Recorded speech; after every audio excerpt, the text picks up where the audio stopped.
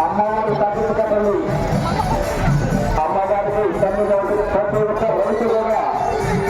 తొలి పంటగా అమ్మవారి మాలకు తాగుతుంది ఆ ముఖ్యమంత్రి కూడా కనుక ప్రతి ఒక్కరు కూడా చూస్తున్నటువంటి ఆ స్థలము కానీ ధాన్యములు కానీ ప్రతి ఒక్కరు కూడా అమ్మవారికి తాగుతూ కార్యక్రమాలు